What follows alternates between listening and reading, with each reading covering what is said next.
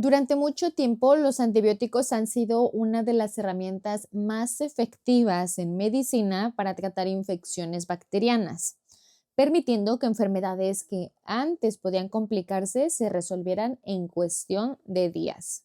Sin embargo, en los últimos años se ha vuelto cada vez más común notar que algunos tratamientos ya no funcionan con la misma eficacia. Esto no necesariamente significa que los medicamentos hayan perdido su capacidad, sino que las bacterias, que son organismos extraordinariamente adaptables, han empezado a responder de formas distintas a ellos. Entender por qué ocurre esto no solo implica hablar de medicina, sino también de procesos biológicos más profundos, como la manera en la que los microorganismos cambian, se seleccionan y se transmiten ciertas características con el tiempo. Esto convierte al tema en un ejemplo de cómo la evolución puede observarse en escalas de tiempo mucho más cercanas de lo que solemos imaginar. Para entender por qué los antibióticos pueden dejar de ser igual de efectivos, primero es importante tener claro qué son exactamente y cómo funcionan, ya que no se trata de sustancias genéricas que simplemente eliminan bacterias, sino de compuestos diseñados para actuar de manera muy específica sobre ellos. En términos generales, un antibiótico puede matar directamente las bacterias o bien impedir que se multipliquen, lo que permite que el propio sistema inmunológico termine de controlar la infección. Aquí es importante aclarar que suele generar confusión, y es que los antibióticos funcionan únicamente contra bacterias, no contra virus. Los virus son gérmenes diferentes de las bacterias. Esto significa que enfermedades como la gripe o el resfriado común, incluso si la mucosidad es espesa, amarillo o verde, no se ven afectadas por este tipo de tratamientos, aunque en la vida cotidiana muchas veces se utilicen. Tomar antibióticos cuando no los necesitas no te va a ayudar. Ahora, la acción de los antibióticos se basa en interferir en procesos fundamentales dentro de la bacteria.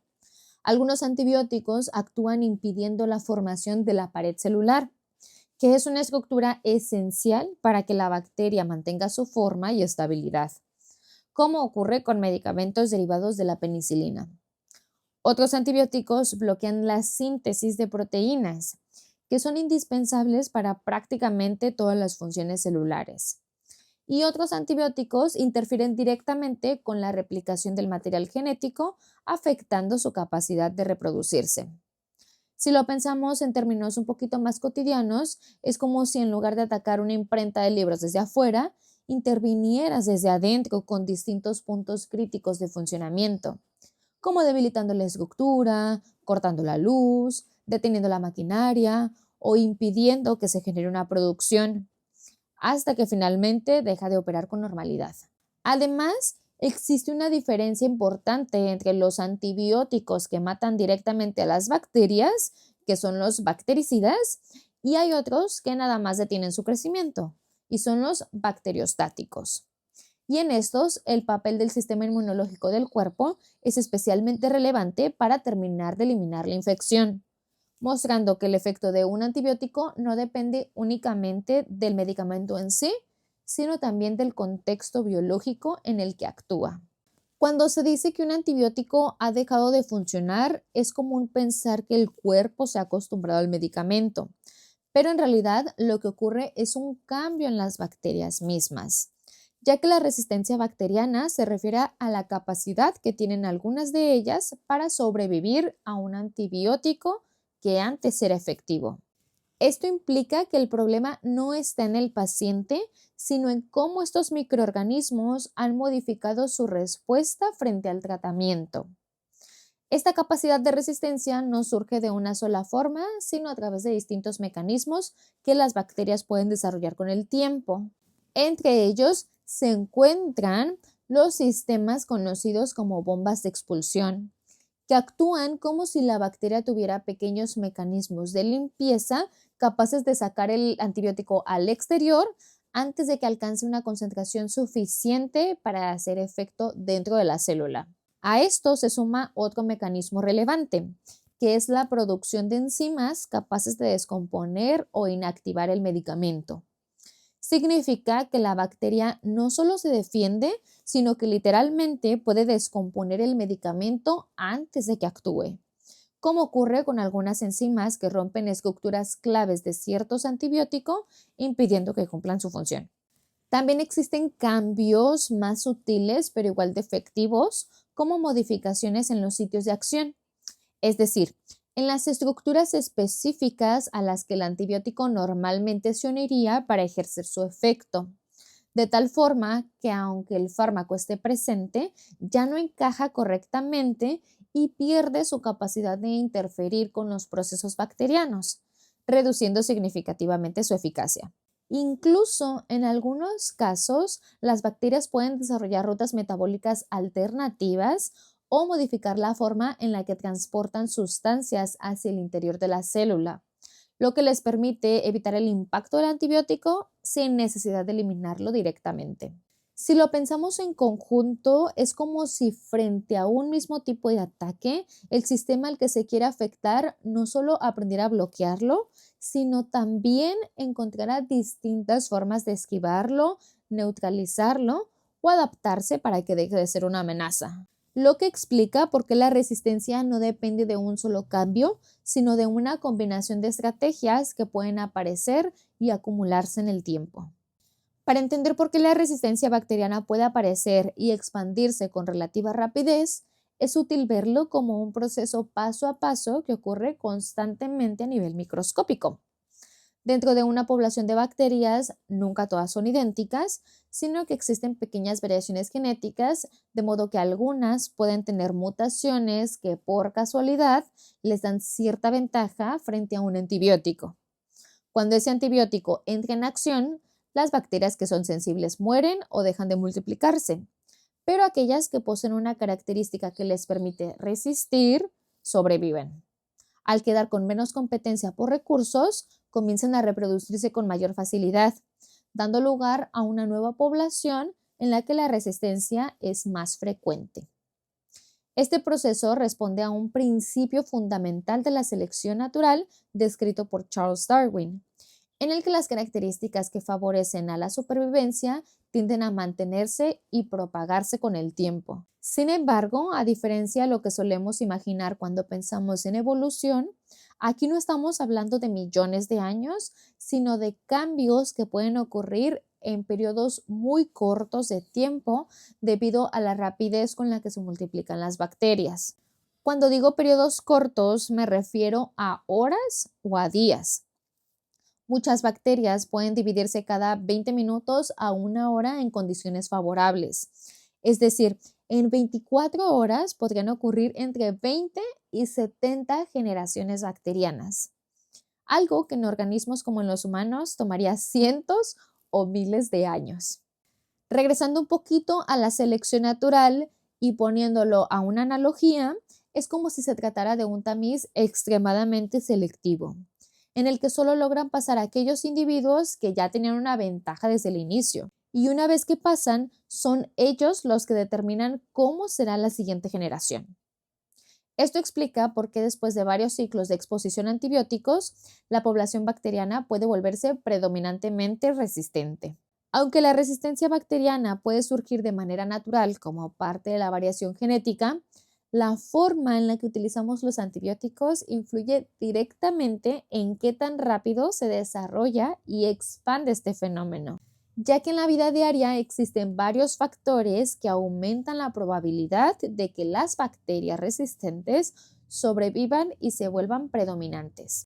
Uno de los más importantes es el uso inadecuado de estos medicamentos, que incluye suspender un tratamiento antes de tiempo, dejando vivas a las bacterias más resistentes, o utilizar antibióticos sin una indicación clara, como ocurre cuando se emplean para infecciones virales en las que no tienen ningún efecto, pero sí generan presión selectiva sobre las bacterias presentes en el organismo, favoreciendo la aparición de resistencia. A esto se suma la automedicación, que no solo implica elegir un antibiótico sin un diagnóstico adecuado, sino usar dosis o duraciones incorrectas. creando un entorno en el que las bacterias no son completamente eliminadas, pero sí se exponen lo suficiente como para adaptarse. Más allá del ámbito individual, también existen factores a nivel colectivo, como el uso de antibióticos en la ganadería. En algunas ocasiones no solo se han utilizado para tratar enfermedades, sino también para promover el crecimiento de los animales. Ahora, te podrás preguntar, ¿cómo los antibióticos hacen crecer a los animales? Lo hacen indirectamente a su microbiota intestinal. Durante décadas se observó que cuando se administraban dosis bajas y continuas de antibióticos en el alimento o en el agua, los animales tendían a ganar peso más rápido y aprovechar mejor los nutrientes. Esto ocurre por varias razones que se combinan entre sí, ya que al reducir la carga bacteriana en el intestino, como de microorganismos que compiten por nutrientes o que generan leve inflamación, el organismo del animal puede destinar más energía al crecimiento en lugar de responder a infecciones o a procesos inflamatorios. Además de que se mejora la eficiencia en la absorción de nutrientes, lo que en términos productivos se traduce en más peso con menos alimento. En pocas palabras, hay menos interferencia microbiana y se optimiza el rendimiento del animal desde el punto de vista de producción.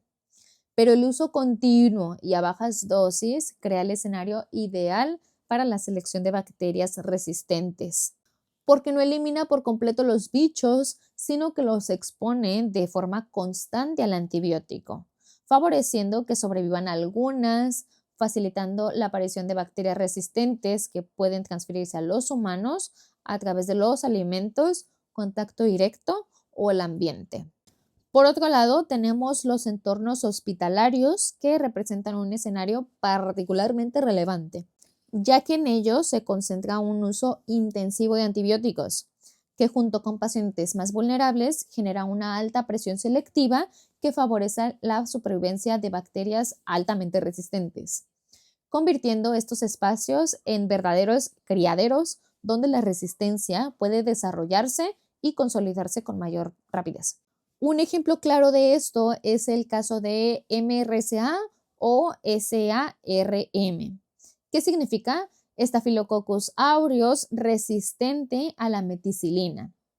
Es una bacteria causante de infecciones resistente a antibióticos beta-lactámicos, en los que se encuentra la meticilina, la penicilina y otros derivados.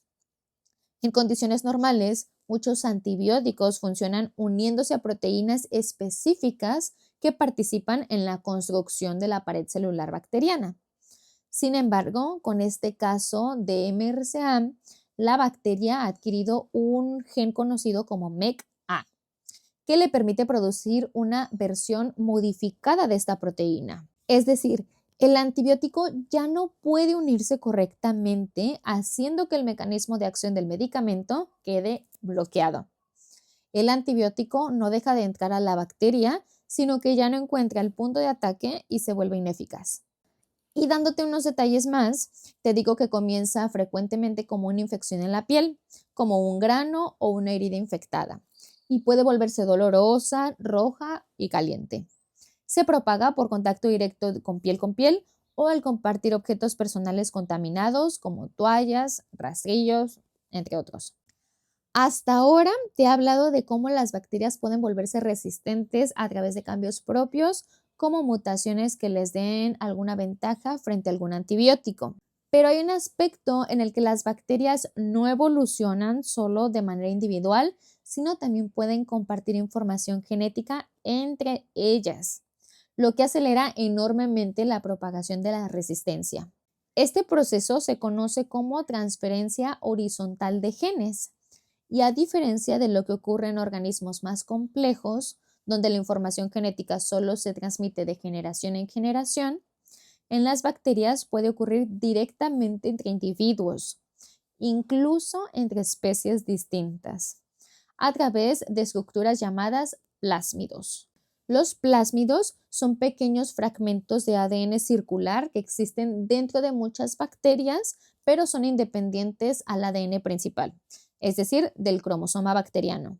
Esto significa que el plásmido no contiene información básica para que la bacteria viva, pero sí puede aportar genes que le den ventajas, como la resistencia a antibióticos. Es como un departamento de poderes extra. Entonces, podemos decir que los plásmidos funcionan como vehículos de transporte de resistencia a antibióticos porque se pueden mover de una bacteria a otra. Ahora, uno de los mecanismos más conocidos mediante los cuales ocurre esto es la conjugación bacteriana, que es una forma de transferencia horizontal de genes. En este proceso, una bacteria que tiene un plásmido con genes de resistencia entra en contacto con otra bacteria. Forma una especie de puente llamado pilus entre ambas bacterias. El plásmido se copia en la bacteria 1 y se transfiere a la bacteria 2. Y ahora ambas bacterias tienen esta información genética. Lo más interesante es que no requiere reproducción de la bacteria, puede ocurrir entre bacterias diferentes y puede pasar múltiples genes al mismo tiempo a través del plásmido. No te me vayas a espantar porque esto no ocurre todo el tiempo. No todas las bacterias pueden hacerlo. Necesitan un plásmido especial llamado factor F o factor de fertilidad, que contiene los genes para formar el pilus, el puente, e iniciar y transferir el ADN. Además de otras cosas como el contacto físico, condiciones ambientales favorables, compatibilidad entre bacterias, entre otros. Lo que quiero que quede claro es que no se trata solo de que cada bacteria aprenda por su cuenta a defenderse, sino que una vez que desarrolla una estrategia infectiva, puede compartirla con otras, como si se pasaran los apuntes entre ellas, haciendo que la resistencia aparezca y todavía se disperse con mucha mayor rapidez dentro de una población bacteriana. El impacto de esto es significativo porque implica que una sola bacteria resistente puede convertirse en la maestra que enseña a las demás, complicando aún más el control de las infecciones. Y obviamente refuerza la idea de que la resistencia bacteriana no es un proceso aislado, sino un fenómeno colectivo. Cuando se integran todos estos factores, el impacto de la resistencia bacteriana empieza a observarse de manera cada vez más clara en la práctica, ya que las infecciones pueden volverse más difíciles de tratar, lo que en muchos casos implica recurrir a antibióticos más específicos, combinaciones de fármacos o tratamientos más prolongados. Esto, a su vez, suele traducirse en estancias hospitalarias más largas y en un incremento en la complejidad de los casos. Este cambio no solo afecta la duración del tratamiento, sino también los desenlaces, debido a que al reducir las opciones efectivas, aumenta el riesgo de complicaciones y en algunos casos la mortalidad asociada a infecciones que anteriormente eran manejables con mayor facilidad. Además, existen implicaciones indirectas que a veces pasan desapercibidas, pero que son fundamentales para entender la magnitud. De modo que intervenciones como cirugías, tratamientos de quimioterapia o trasplantes pueden volverse considerablemente más riesgosos si las bacterias presentes no responden a los tratamientos disponibles. Un ejemplo es el de la tuberculosis multiresistente. La tuberculosis es una enfermedad que afecta principalmente a los pulmones, pero también puede involucrar los huesos o incluso el sistema nervioso. Históricamente ha sido tratable mediante combinaciones de antibióticos con duración de meses el tratamiento. Sin embargo, cuando la bacteria desarrolla resistencia a los fármacos de primera línea, como la isoniazida y la rifampicina, el tratamiento se vuelve más complejo, con dosis más largas que pueden extenderse a más de un año, con medicamentos de segunda línea que pueden ser menos efectivos, más costosos y con una mayor probabilidad de efectos secundarios. Y aparte de la tuberculosis multiresistente, existe la tuberculosis extensamente resistente, en la que la bacteria no solo es resistente a los antibióticos de primera línea, sino también a varias opciones de la segunda línea. Imagínate cómo reduce las alternativas de tratamiento y cómo complica aún más su control. Frente a este panorama, la pregunta que salta es si existen soluciones. La respuesta es que sí, pero no se trata de una sola única estrategia, sino de un conjunto de enfoques que trabajen de manera coordinada. El desarrollo de nuevos antibióticos continúa siendo una línea activa de investigación, pero es un proceso complejo, costoso y requiere mucho tiempo, en el que pueden pasar muchos años desde el descubrimiento de una molécula hasta su uso clínico, lo que hace que no sea una solución inmediata frente al ritmo al que evoluciona la resistencia. Por esta razón, se están explorando alternativas que se complementen o sustituyan el uso tradicional de antibióticos, como es la fagoterapia. Esta opción propone emplear virus específicos llamados bacteriófagos o simplemente fagos, que tienen la capacidad de infectar y destruir bacterias. Es decir, los virus reconocen estructuras muy concretas en la superficie de ciertas bacterias, se adhieren a ellas e introducen su material genético en el interior de la célula. Ahí se replican y reproducen múltiples copias de sí mismos hasta que la bacteria ya no puede con tantos y se rompe, liberando estos fagos que pueden continuar con el proceso de infectar a otras bacterias cercanas. Al ser tan específico, cada fago actúa sobre un grupo de bacterias y, a diferencia de los antibióticos, no afecta de manera general a la microbiota del organismo, sino que se dirige de forma mucho más específica al patógeno que se quiere eliminar.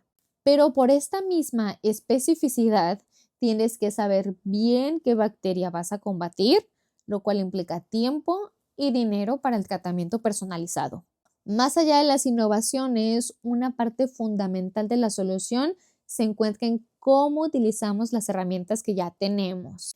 El uso responsable de antibióticos, el diagnóstico adecuado de cuándo y cómo tomarlo, y la implementación de políticas de salud pública orientadas a regular su uso, tanto en humanos como en animales, son factores clave para desacelerar la aparición de la resistencia. La resistencia bacteriana no es una batalla perdida, es un cambio en las reglas del juego, en el que la medicina, la investigación y la sociedad necesitan adaptarse para que los tratamientos sean efectivos. Los antibióticos siguen siendo valiosos, pero requieren un uso más cuidadoso y estratégico y responsable.